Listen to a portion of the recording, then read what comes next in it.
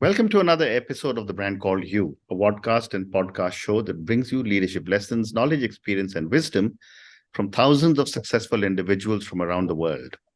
I am your host, Ashutosh Garg, and today I'm delighted to welcome a very, very accomplished entrepreneur from the world of education from Singapore, Mr. Bala Shankar. Bala, welcome to the show. Thank you, Ashutosh, and thanks for having me on the show, on your very accomplished show, which is watched by a lot of people. Thank you. Thank you. Mr. Shankar is the founder director of NPS International School Singapore, which is a K-12 institution offering the IB diploma. He's also an author of a book titled The 12 Habits of Smart Skill Building. So, Bala, let's start talking about NPS International School. Tell me a little bit about the venture and what was your motivation to start an education institution? Well, yeah, I go back 15 years now. The school itself is a K-12 international school in Singapore, offering largely international curricula. Mm-hmm. We have about 1,500 students and about 170 faculty. In terms of why we started, how we started, by the way, it's a joint venture where I am involved and my wife is involved as well. Mm-hmm. We are active members of the board. It was a combination of some factors. I would say the sort of mid-40s was hitting me, mm-hmm. and maybe a bit of fatigue from typical corporate career was setting in. I always wanted to do something of my own as an entrepreneur. And in some ways, education is close to our heart. Everybody's heart, I'm sure. All of us, me and my siblings and my wife's family, we all have used education to improve our situation in life. Mm-hmm. So we decided on education as the platform for our venture. Mm. And then there was an opportunity in Singapore as more and more working executives were moving in with families who needed education, and many from India particularly, because of the tech boom that was happening. So I would say it was a combination of a number of things. Fascinating. And, education, is a difficult, area to be in. And yet you have scaled up the school to 1,500 students. What have been some of your challenges and learnings as you have built your school? Like most schools, our first challenge was to identify a good partner, because me and my wife, we came from corporate backgrounds, and we needed both know-how partner as well as a brand partner who will bring all the complementary things to the school. That was challenge number one. We were lucky to get through with that with the NPS group of Bangalore, which I'm sure many of you are familiar with. And the second challenge was Singapore was already a crowded market. There's probably about 35 schools similar to ours. And to differentiate, to attract parents to a completely new entity was the second challenge. We had to face it in a sort of number of steps. Number one was we clearly identify where the gap was in the market, and therefore we had to we did some surveys and we used a marketing consultant to say, okay, this will be our offering and this is how it will be communicated.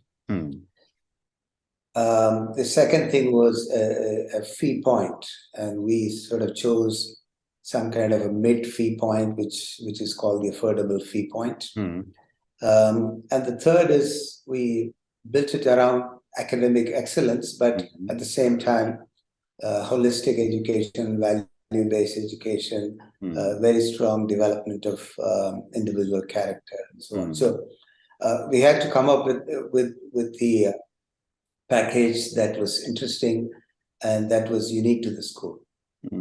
Fascinating. And how are you differentiating? I mean, I didn't know, my children also went to school in Singapore many, many years ago. And my wife taught there as well. But in those days, there were very, very few schools. Now you think there are 35 schools. How are you differentiating your institution from a lot of the others? Yes. So as I said, one is that very strong academic excellence. As you know, a lot of international schools may or may not singularly pursue academic excellence. They sometimes come with more well-roundedness rather than just academic excellence. So we kind of said, okay, priority number one is academic excellence. At the same time, that's not enough. In today's world and tomorrow's world, we need to build a lot more skills around the students that go through our school, whether it's sporting skills, personality, leadership, competitive abilities, and so on. So it's the academic plus is one differentiator. The second is the fee I mentioned about. Some of the international schools, if they are at 100, we are at about 65 or 70, thereabouts. And lastly, we developed a system where the parents become an integral part of our school running. They're very closely associated with us. We have strong communication with them. They are participants in the many of activities and events we do. Other schools do this as well, but we do it even more so that, Ashutosh, you will know that education is not just a product choice people make. It's an emotional choice that parents make, and therefore parents need to identify with the group of educators and teachers who they are comfortable with, who they can they have the wavelength to talk all the time. And so we've established a very strong equation with the parents. So very interesting. I would say we've probably gone beyond many of the other schools in that space. And one of the things that, Bala, I've heard from many school owners and principals is that a lot of parents leave parenting to schools when the children are there. And a lot of the responsibilities have to be taken over by the school, especially when it's a long period, from schools finish till 3 o'clock or day schools. You clearly are keeping them much more involved. Love to get your thoughts. It's a great question, Ashutosh.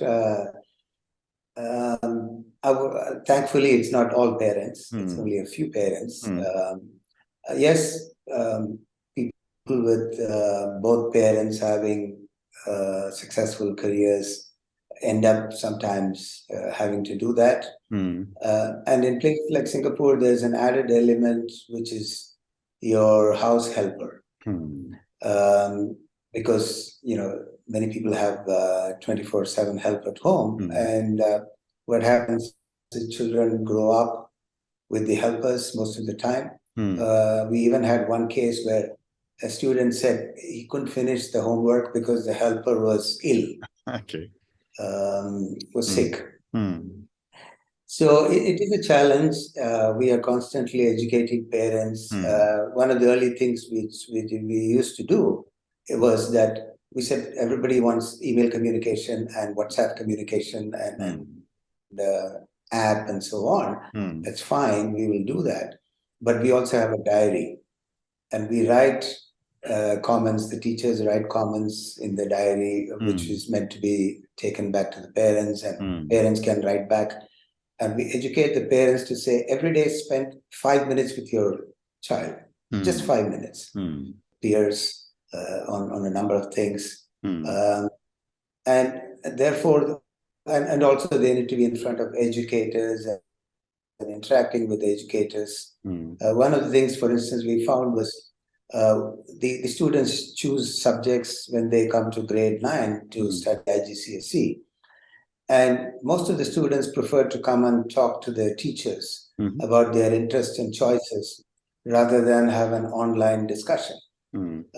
Because they felt that they were a little bit inhibited while talking online. They would like to come down to the campus, sit in front of teachers. So the school is also helping students make other choices, subject choices, career choices, as they form informed opinions. Given all that, online is only a sort of second best, if at all, to face-to-face education for K to 12. I just make a quick comment on your tuition tutorial and so on. They are always seen as supplements to their whole school system, not as substitutes. They might continue to be that, but I can't see the day that K to 12 will move to online fully. Okay, well said. So I've got one more question on NPS, and then we'll move to your book. You are in an incredibly multicultural country in Singapore. For Indian parents, education is all important. Some other cultures, it may not be that important. My question is, how does culture impact education? In the past, a lot more, but we are now slowly seeing a situation where many schools are following the international curriculum, and in the international curriculum, it's a very international mindset. It's meant to be more multicultural, less of single culture. You might lose some single cultures. You might lose, for instance, language emphasis.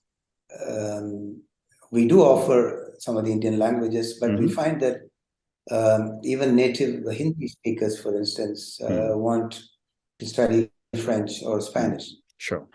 So it is one area where the culture has to be reinforced through other methods. We do have some value education. We celebrate, by the way, every festival of the world, including Indian festivals and Deepavali and Christmas and some of the Muslim festivals as well. We make sure that students are actively trying to understand the concept of these community celebrations, the culture where they come from. But beyond a point, the basic curricula kind of makes the culture neutral. Okay. So now let me move to your book, Bala. You're the author of a book titled The 12 Habits of Smart Skill Building. Tell me about your book, and then let's talk a little bit about the 12 habits. Okay. So this book was published by Penguin in 2021. By the way, I just published a second book. It's called Life 2.0. It is published by an Indian publisher, Rupa and Co. But let me come back to the 12 Habits book. So my premise was that we have to be lifelong learners, and we have to keep upskilling, multi-skilling, contrast skilling, and so on. So that's I think a message that has gone down already well. But then, unlike our basic education, these skills are learned when we are adults, and more or less in very informal ways. How does one pick up new skills and hone it very well and build it up to a very significant level? How does one do it? So based on the research, I found out that a lot of examples that I've quoted in the book, that people have skill acquisition habits, skill building habits. For instance, some would learn on the go. Every opportunity they get, they pick up the skill. They don't treat it as a mundane thing. I had a colleague who would put up the hand as soon as he's told that there is some colleague is going on a leave for a month. Who would like to cover for him for a month. And this person will put up the hand and take those opportunities and work through them and find some skills there and learn them. Some others would try and try again all the time. Failure is never a problem for them. Even our great president of India, Dr. Abdul Kalam, didn't make it as an Air Force pilot, which was his first dream. He finished 10th out of 10 candidates, and there were only 9 vacancies. So he lost his position, but didn't leave it there. And in the end, he learned to fly a Air Force aircraft. Then there are disruptors who kind of just pack their bags, leave everything, move on and do something else, more for general interest, but at the same time, find new skills to pick up. I mentioned the James Bond novelist in the book, Ian Fleming. He never kept a career for more than 3 or 4 years. At one time, he was a Reuters journalist. At another time, he was a spy in Moscow or St. Petersburg. At another time, he was an advisor to the British Royal Navy, who were fighting Second World War. He just moved around like no tomorrow. So the concept, therefore, I built into the book is that you need to learn new skills, and for that, you need to develop good habits that therefore lands skill building opportunities on your table. Then it's up to you to pick it up and learn and run with it and sharpen it. I mean, you are familiar with these things. You've been in Singapore, you've gone back as well. You're now operating this flourishing video podcast and everything that you feel, and you've sort of successfully disrupted yourself. Fascinating. And tell me about your new book, which will be my last question to you, Life 2.0. So this is another of my interests as I transited from corporate career to doing other things. And I said, there must be a point in life for all of us where we think we've done enough of something else and we would like to do something more or different.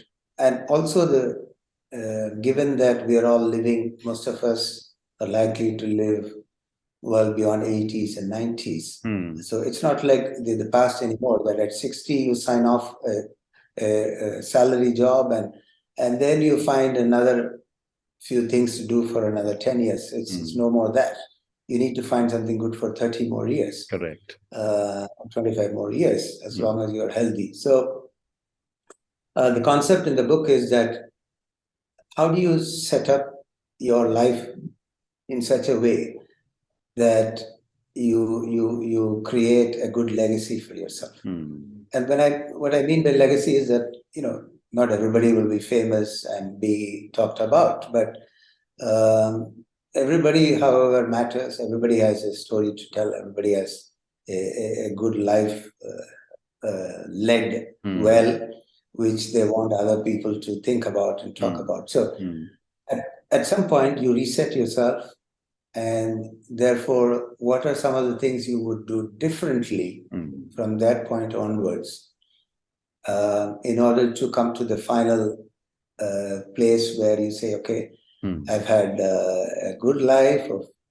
not only my own goals and objectives, but I've had a good life of otherwise impacting people around me and the society and in various ways, or even sharing my knowledge and expertise in various ways. So the book talks about also 12 things that you can pick up and work on at some point, from some point in life till the end of your life.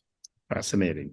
And on that note, Bala, thank you very much for speaking to me. Thank you for talking to me about your own journey, building NPS International School, talk to me about a number of the different kinds of intricacies of education. Thank you for that. And thank you again for talking to me about both your books, The 12 Habits of Smart Skill Building and also Life 2.0. Thank you again and good luck. Thanks, Ashutosh. You've been very, very patient with my answers, and some very, all of them are very, very good questions, and some of them I had not even thought about, and particularly the leaving the parenting to somebody else or the school. Yeah, of course, it helps us also to reflect on what we know and what we have gone through. Wonderful. Thank you so much. Thank you very much. Thank you for listening to the Brand Called You videocast and podcast, a platform that brings you knowledge, experience, and wisdom of hundreds of successful individuals from around the world. Do visit our website www.tbcy.in to watch and listen to the stories of many more individuals. You can also follow us on YouTube, Facebook, Instagram, and Twitter. Just search for the Brand Called You.